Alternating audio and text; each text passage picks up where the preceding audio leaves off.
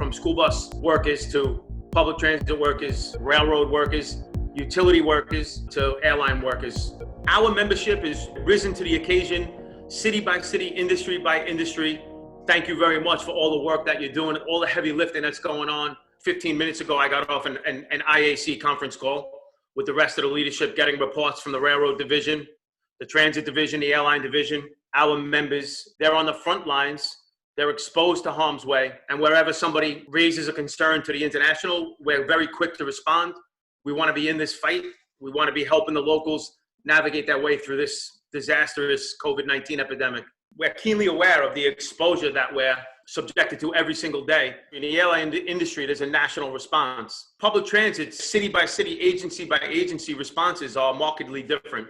So we find ourselves in a position fighting this fight differently, city by city. What worked for 234 in Philadelphia may not work in Houston, may not work in San Francisco, may not work in New York, and vice versa. New York is in a particular crisis right now. It is the epicenter of COVID-19 in America. The amount of positive cases is off the charts. It's partly because they're doing more testing than other states, but it's also partly because this is an international city. It was bound to spread here in ways that it wouldn't spread, for instance, say in the Midwest, in Columbus, Ohio, or anywhere in the Midwest. And where we can mitigate against the exposure, we're doing it. And it was just announced a short while ago, protective equipment is going to be issued to New York City transit workers. The fight was whether or not it made sense for New York City transit workers to wear masks. And we had some politicians and others telling us that masks were not necessary or even appropriate. Transit workers wisely and smartly knew that wearing masks would help against them breathing in the coronavirus. It took a very, very serious threat directed at the MTA. But today the masks were delivered. Hopefully we can have that result in city by city as we go forward. The motion is adopted.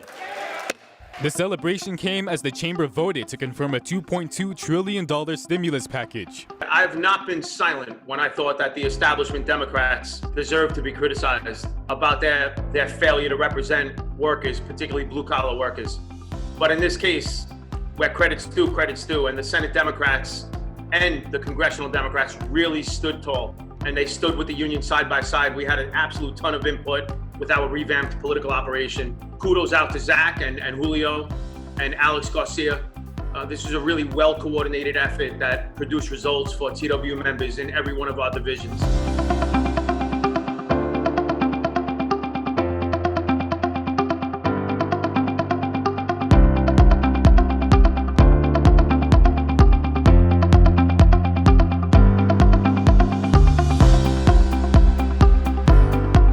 Delivered a very high level of economic security for at least the next several months for transportation workers, not only TWU workers and not only unionized workers, but non-union workers as well. We recognize the duty and the obligation that we have societally to provide transit service to get healthcare professionals and emergency responders back and forth to work. So a result of the severity of the outbreak is that we have TWU Local 100 members that have died from COVID-19.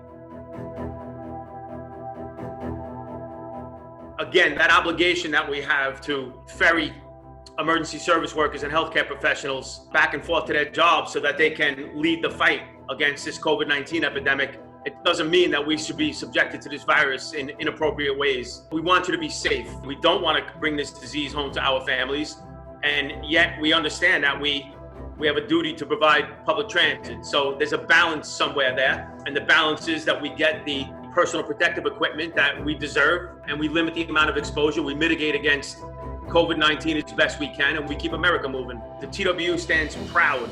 We're proud of the work that our members are doing. Thank you, but also keep yourself safe as can be. Again, thank you very much for everything that you're doing.